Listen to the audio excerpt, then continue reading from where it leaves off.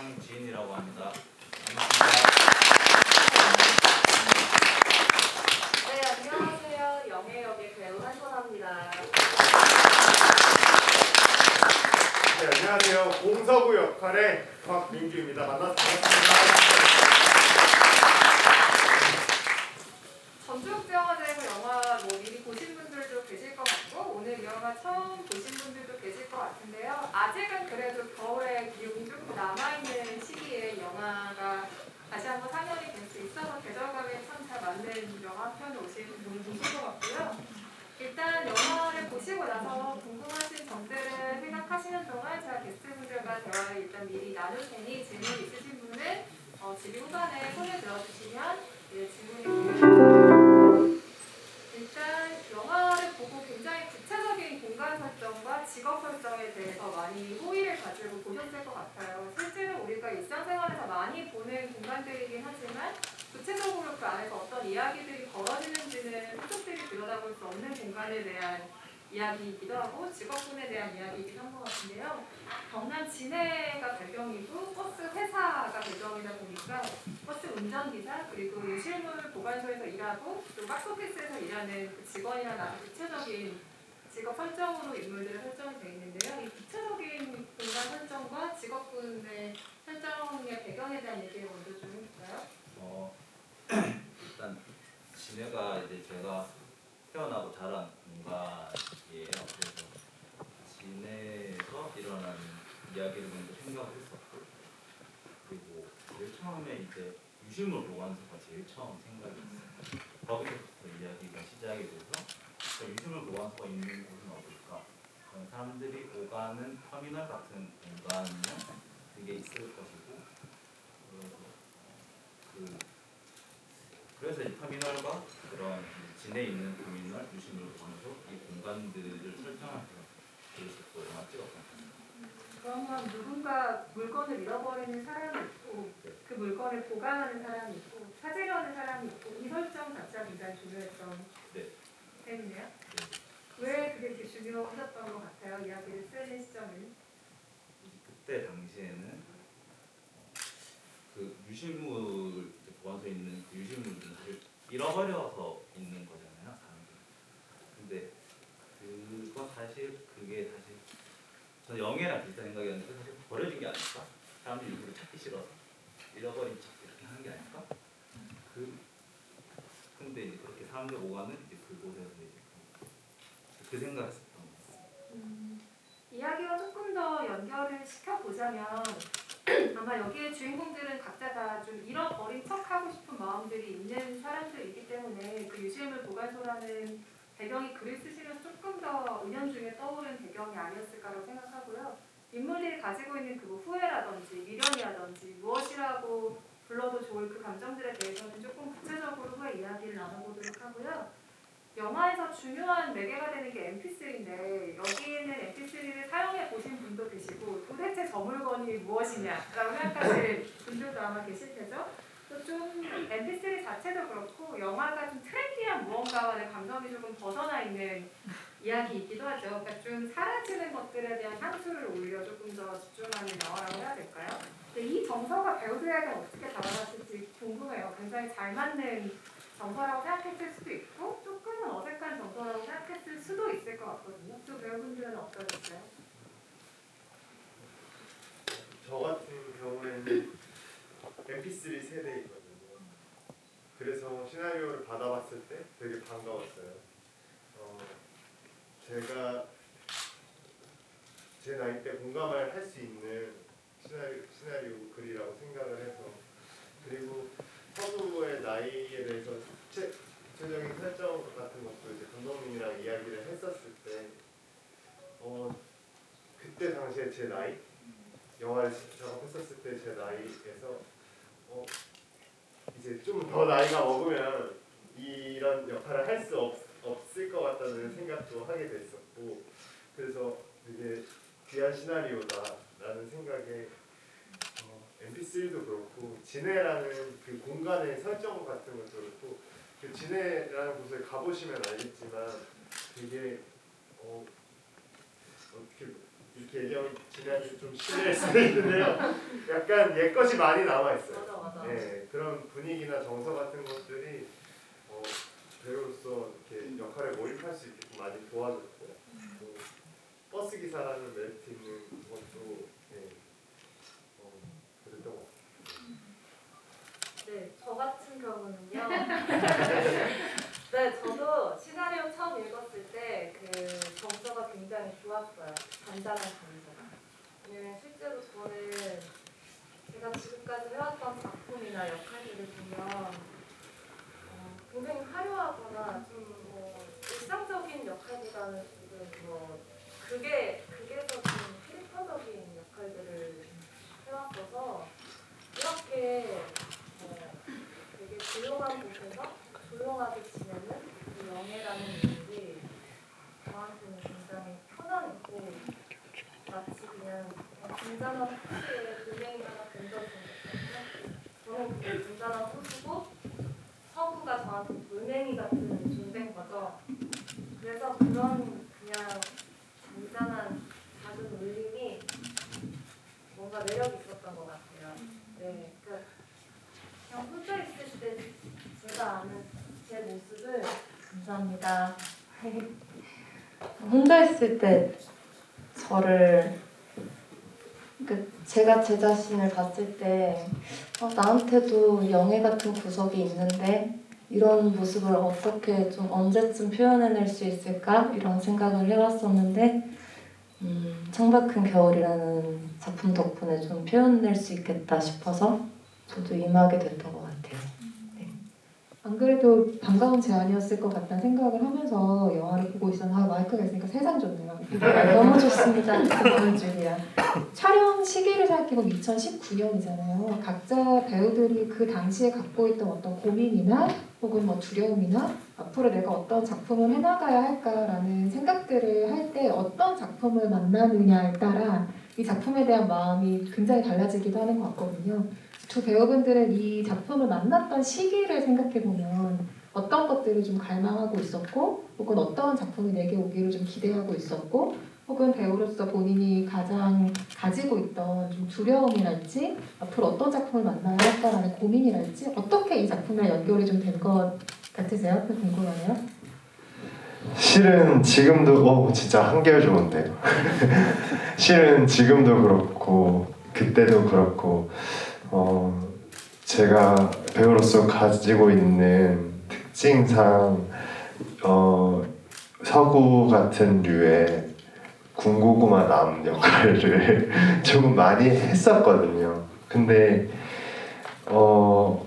그 캐릭터에 대한 고민을 계속 하게 되는 것 같아요. 그러니까 비슷한 모습을 계속 보여주면 관객들이 약간 지루해하시면 어떡하지? 근데 창밖은 겨울은 제가 찍었던 영화들 중에서도 되게 유난히 애착이 많이 가는 영화예요.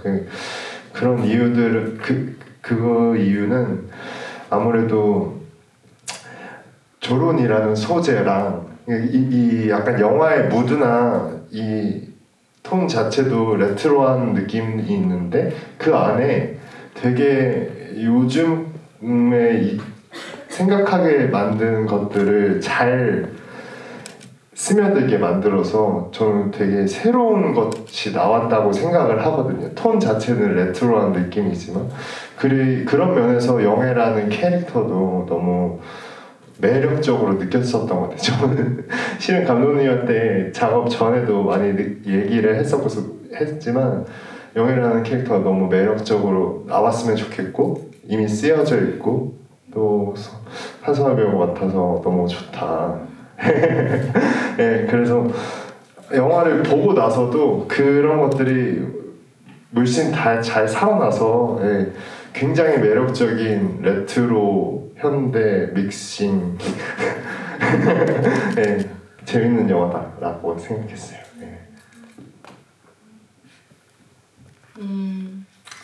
저는 그러니까 이걸 만났을 때의 시기 뭐 이런 거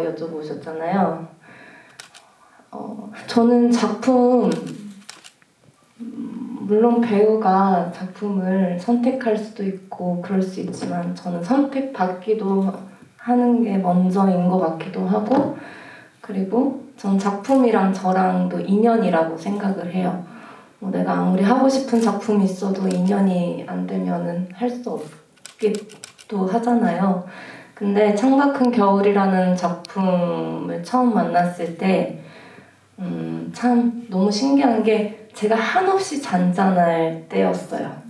우리가 1년 365일을 지내면서 뭐 굉장히 텐션이 좋을 어느 시기도 있지만 또 배우다 보니까 공백기 이런 걸 거쳐서 굉장히 우울하기도 하고 잔잔하기도 하고 내가 어느 길을 가야 할지에 대한 어떤 고민이 진짜 많을 때가 있거든요. 근데 그렇게 한없이 잔잔할 때 이 작품을 보게 됐었어요. 그리고 이것도 인연이구나 싶었던 건 제가 실제로 부산 사람인데 지금까지 사투리 연기를 해본 적이 없어서 사투리 연기도 해볼 수 있겠다라는 어떤 그런 호기심과 설레임 그리고 탁구라는 것도 뭔가 또 저의 새로운 모습을 발견할 수 있을 것 같더라고요. 그 커트머리에 탁구채를 들고 열심히 탁구 치는 모습을 상상했을 때. 네, 그리고 또 서구라는 인물을 제가 끌어당기는 역할을 하잖아요. 참 그것도 실제 나와도 비슷한 모습. 이런 뭐 약간 제 칭찬하는 것 같은데 그런 시기에 만나게 되었던 것 같습니다. 네.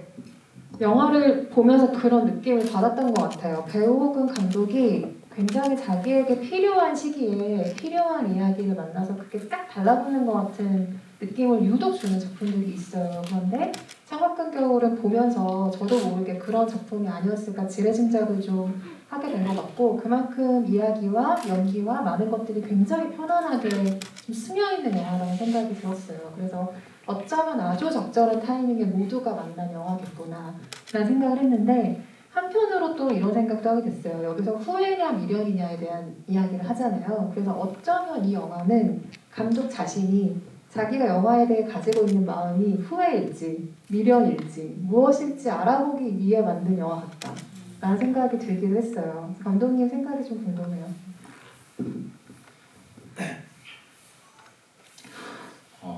저 영화를 만들 시기가 이제 제가 서울에서 있다가 그리고 고향으로 내려가야 돼 고향으로 한 1년 정도 내려와 있었을 때였거든요.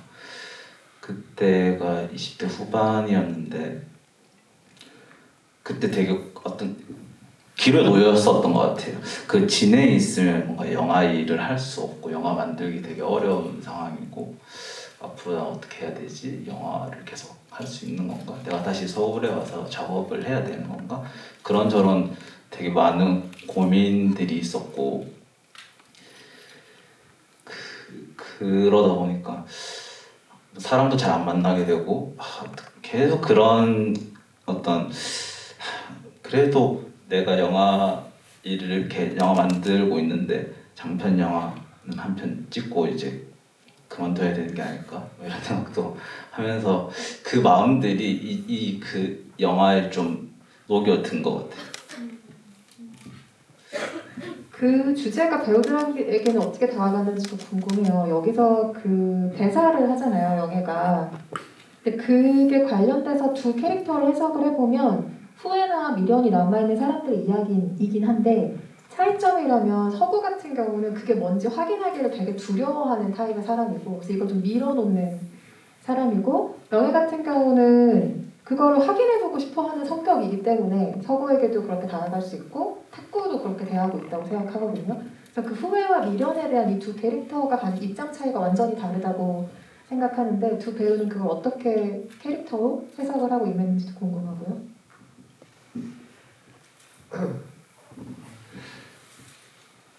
그쵸. 네. 제가 영화를 보면서도 답답하다고 느껴졌거든요. 서구의 마음이. 근데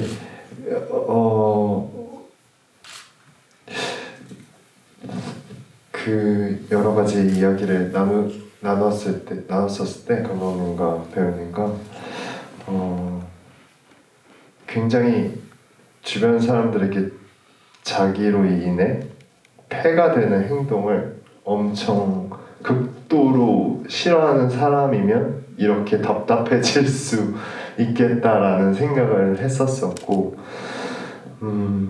근데 기자님이 말씀하신 것처럼 굉장히 그 자기가 가지고 있는 생각이나 현실이나 그 안에 있는 마음을 직면하는 것을 보는 것을 너무 두려워했던 것 같아요. 특히 뭐 그런 장면은 방문을 닫아버리고 방문을 잠가버리는 그런 장면을 통해서도 감독님이 이렇게 잘 시나리오에 녹여냈고 그런 지점들을 통해서 서구를 좀 짐작할 수 있었거든요.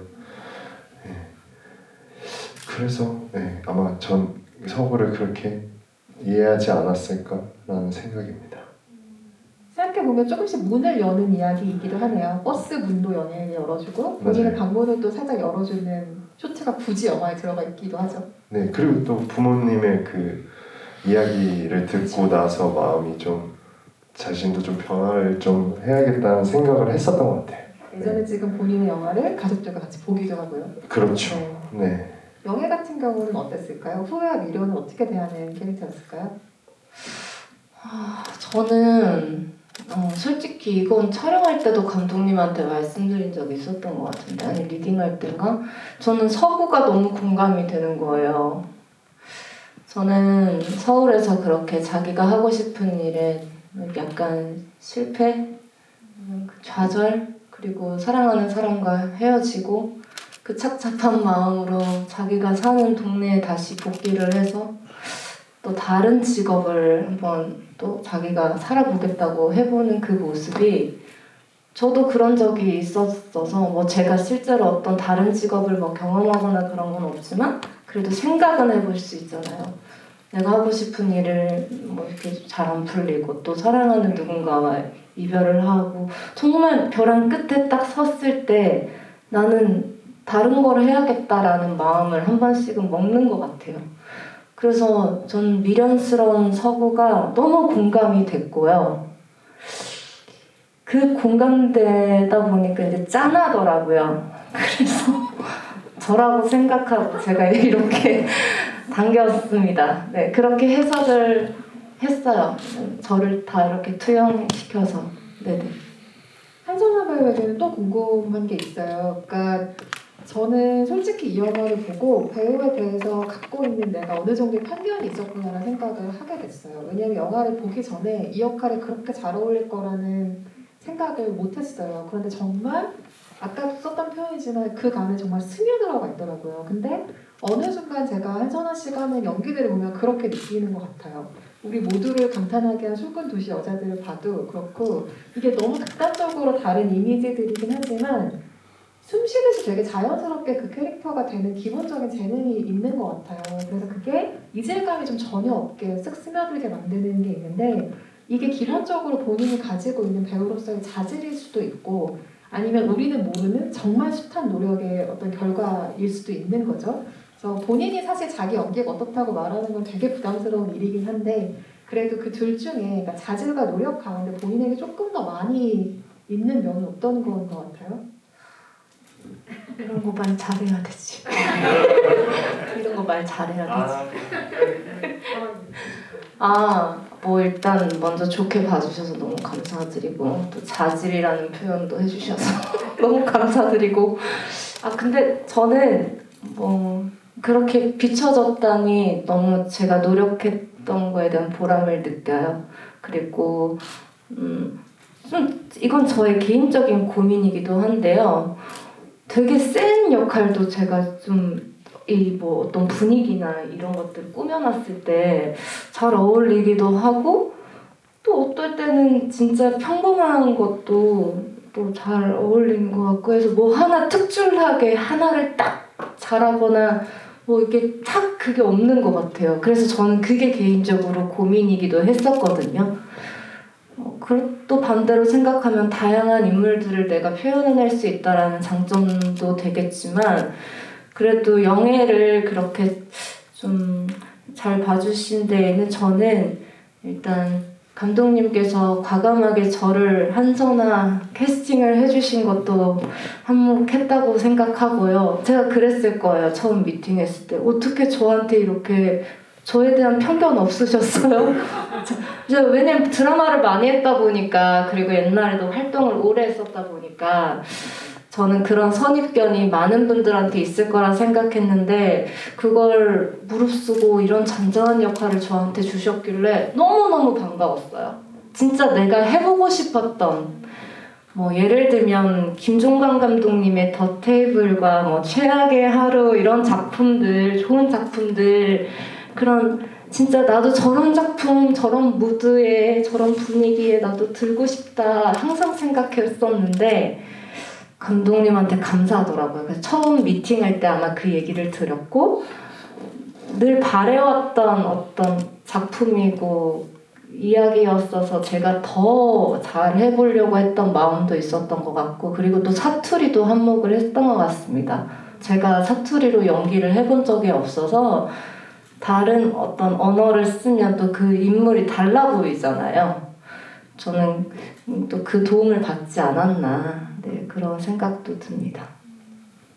배우한테 가장 어려운 주문이 가만히 있으라는 걸 거예요. 아마 뭔가 일상적인 공기를 담기 위해서는 사실 우리는 가만히 있을 때가 많잖아요. 우리 지금 다 가만히 있잖아요. 근데 카메라 앞에서 연기할 때는 이게 누군가의 시선을 한번 통과해서 보는 거라 생각을 하게 되면 의식적으로 뭔가를 좀 하게 되죠. 그래서 좀 여백을 보여주는 거, 가만히 있는 어떤 일상적인 얼굴을 보여주는 게 배우들한테는 어쩌면 더 많이 어려운 일일 텐데 이 영화는 그런 부분들을 확인할 수 있는 굉장히 기쁜 결과물을 드리기도 하죠. 그래서 어떤 면에서는 좀 90년대 후반, 2000년대 초반 한국 영화들이 생각나기도 하는 것 같아요. 예를 들면 그 영화들의 최고봉에 있는 8월의 크리스마스 같은 그런 일상적인 여백이 있는 영화들이 생각나기도 하죠. 감독님 지금 웃으신 거죠? 미소를 제가 지금 들은 것만 같습니다. 탁구에 대한 궁금증도 많으실 것 같아서 이거 하나만 제가 마지막으로 여쭤보고 관객 질문을 받으려고 하는데요. 왜 이 종목이 탁구였을까? 저도 내내 궁금했어요. 근데 이게 일상적인 스포츠이기도 하지만 어쩌면 이것 때문에 탁구를 고르셨겠다라고 생각할 때는 짐작되는 대사 같았어요. 서구가 그 얘기를 하잖아요. 그러니까 공이 아웃되기 전까지 나도 공을 보내고 상대도 공을 보내는 운동이다 라는 이야기를 하잖아요. 어쩌면 이게 탁구라는 소재를 정할 때 굉장히 중요한 덕목이었겠다라는 생각도 드는데 왜 하필 탁구를 선택하셨을까요? 일단 글을 쓸 때 제가 한창 탁구에 빠져 있을 때였어요.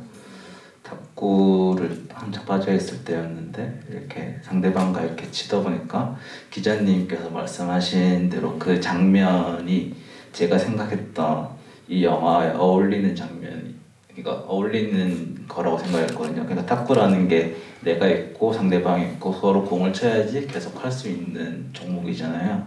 그런 부분에서 뭐 연애라든지 뭐 관계, 어떤 사람 관계라든지 그런 것과 되게 맞닿아 있는 스포츠라고 생각을 했거든요. 그래서 탁구가 이 영화에 나왔었던 것 같습니다. 일단 움직임이 발랄하잖아요. 그래서 영화 자체가 좀 되게 잔잔한 느낌인데 탁구 장면이 나올 땐 이 영화의 리듬감이 조금 달라지는 결과가 생기기도 하고요. 결과적으로는. 관객 여러분들 혹시 오늘 오신 게스트분들에게 궁금하신 점 있으면 질문 한 2-3가지 정도 받아볼까요? 질문 있으신 관객분 혹시 계신가요? 죄송하지만 마이크 전달은 조금 어렵습니다. 큰 목소리로 질문해 주실 분 계시면 손을 들어주시기 바랍니다. 질문하실 분 계신가요?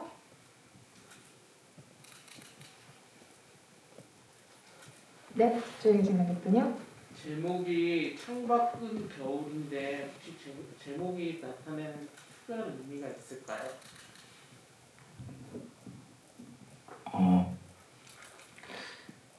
이제 이게 계절이 약간 늦가을에서부터 시작되는 이야기로 이제 생각을 하면서 글을 썼고 영화를 촬영했거든요. 그래서 이 영화가 이제 끝날 때쯤 되면 이제 우리가 창밖에서 보면 계절은 겨울이 되었다 이 정도 생각을 했었던 것 같아요. 그러면 프로덕션상 촬영하는 계절이 바뀌었으면 영화 제목이 바뀌었을 건가요? 그거까지 생각 안 해봤는데 개봉 때도 이 질문이 나올 수 있으니 오늘부터 집에 가서 생각을 좀 해주시기 바랍니다. 알겠습니다. 다음 질문도 있으신 관객분 계신가요? 아주 사소한 질문도 괜찮습니다. 배우분이나 감독께 질문하시고 싶어요. 네. 그 서구가 운반하는 그 버스의 번호 315번은 290번은 바뀌잖아요. 그게 혹시 감정 변화와 연관이 있을까요? 버스 번호가 바뀌는 거. 네. 생각을 안 해본 부분이라서 근데 이제 네 너무 잘 캐치하신 것 같아요. 이제 서구가 처음에는 이렇게 그걸 타고 다니다가 315번인가요? 하여튼 그걸 타고 다니다가 얘가 이제 MP3를 고치려고 할 때 버스를 바꾸거든요. 그게 그냥 저는 이제 시간을 바꾸면서 운행 시간을 그러면서 버스 번호가 바뀌었다 이 정도만 생각을 했었던 것 같습니다.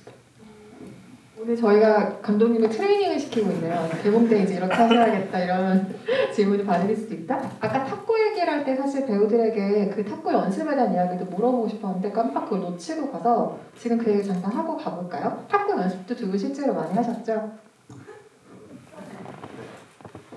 그죠.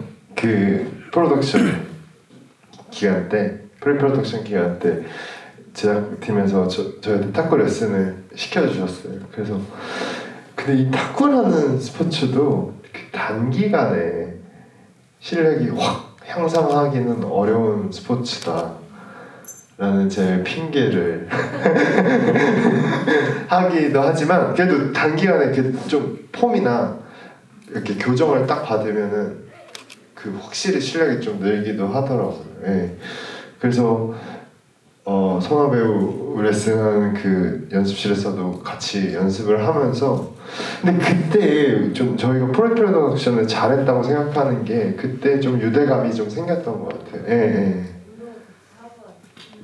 아 확실히 진짜 그 뭐 처음 만나가지고 같이 호흡 맞추는 것도 어렵잖아요.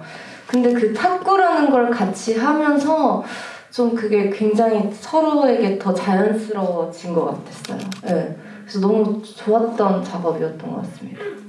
아, 진짜 그 도움을 주긴 했겠어요. 같이 뭔가 운동 연습하고 그랬던 게. 그 전주영화제 때 제가 이 영화를 처음 봤었죠. 그때 보고서 제가 다른 영화 때문에 강민규 배우를 사석에서 다른 자리에서 만나가지고 이 영화 좋다고 잘 봤다고 그 얘기를 했는데 그때 민규 씨가 그 얘기를 하는 거예요. 성화 씨가 너무 잘했다고. 그러면서 현장에 올 때마다 분위기가 달랐다고 이런 얘기를 하더라고요. 그래서 아 이게 근데 아무리 같이 좋게 작업을 했더라도 사실은 사석에서 상대방을 칭찬하면 그렇게까지 하진 않거든요. 그래서 아 이 팀의 분위기가 진짜 좋았었구나라는 거를 그때 잠깐 짐작을 했었는데 아 생활해보니까 같이 운동도 하고 이런 시간들 때문에 조금 더 유대감도 생기고 그랬었던 것 같네요. 네. 혹시 첨언하실 이야기가 있다면? 네 맞아요. 진짜 네. 너무 좋았던 파트너. 네. 현장에서 되게 그리고 가끔 현장이 좀 원활하게 굴러가지 않을 때도 선화 배우가 그걸 원활하게 굴러가게 해줘요. 저는 그게 진짜 최고 아까 말씀하셨던 최고의 자질이라고 생각합니다. 저는 저기 장례인방에 있어요. PD가 되고 싶어요. 제가 지금 그 PD 역할이라고 말하려고 했었어요. 원활하게 굴러가게 하는 게 PD 역할이다. 네, 그래서 오빠가 그때 성날 너는 PD를 해도 진짜 잘할 것 같다고. 그렇죠. 프로듀서가 현장에 말하자면 살림살이를 책임지는 역할이기 때문에 그 살림이 잘 굴러가게 진짜 만드는 역할들인데 아 그때 실제로 새로운 장래희망이 그게 프로듀서라고요. 아 근데 그래도 저희 PD님이 잘 해주셨죠. 모든 스태프분들이 고생해주시고. 아무렴요. 근데 이제 잘해주셨겠죠. 그냥 가끔 뭐 이렇게 아무도 말 못하는 거 한 번씩 이렇게 던져주고 이런 거 그냥. 그런 사람 한 명 있으면 같이 하는 배우는 진짜 고맙거든요. 그죠? 알아서 해주니까. 그래요. 근데 그러고 나면 또 혼자 마음 약해가지고 내가 왜 그랬을까. 아무튼 즐거웠었습니다. 네. 네, 원활하게 잘 굴러가도록 현장을 떼주셨고 마지막 질문 있으시면 하나만 받아볼까요? 마지막 관객 질문 있으신 관객분 계신가요? 네. 민규 배우님 직접 버스 운전하시는데 영화 때문에 그 면허를 따로 취득하시는 건지 궁금하고요. 그 선화 배우님하고 민규 배우님 뭐 두 분 다 워낙 연기 잘하시지만 평상시 모습은 연기의 그 색깔이 좀 많이 다른데 두 분이 그 작업하시는 그 서로 뭐 시너지 효과 다른가 영향받으시죠? 그 버스 면허도 제작팀에서 저 레슨을 시켜주셨어요. 그래서 거의 국내에서 일정 대형 면허 가지고 있는 배우는 제가 몇 없을 거예요. 네, 여기 계시는 뭐 관계자분들 필요하시다면 언제든지 연락 주시고. 네, 그래서 버스 배우는 것도 되게 재밌었어요. 버스 기사로 나오는 역할을 할 수 있는 게 평생에서 없을 수도 있잖아요. 근데 그런 것도 엄청 매력 있었고, 선화 배우랑 호흡을 맞추는 면에서도 그 전에 이제 아까 탁구 쳤을 때나 뭐 이런 프로덕션 때 좀 솔직한 얘기들을 좀 많이 나누고 그랬던 점이 많이 도움이 됐던 것 같고, 서구라는 캐릭터에 대해서는 감독님과 좀 이야기를 많이 나눴었던 것 같아요. 그리고 감독님께서 많이 이렇게 같이 어떻게 그려야 될지에 대해서 같이 고민을 많이 나눴어서, 네. 그 영애랑 나오는 장면도 매력 뭐 전체적으로 너무 좋지만 저는 갑자기 전 애인과 나오는 그 장면 죄송합니다. 제가 영어 기억을 못해가지고. 맞아요. 수영과 너무 굉장한 해석이. 그 장면도 너무 좋아하거든요. 그 장면 찍을 때도 감독님이랑 이야기 많이 나눴었고, 네, 그랬습니다.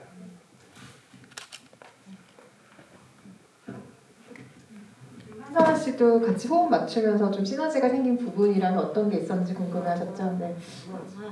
저는 오빠한테 정말 도움을 많이 받았어요. 굉장히 오빠 목소리가 그 사람을 대신한다라는 그런 말이 있잖아요.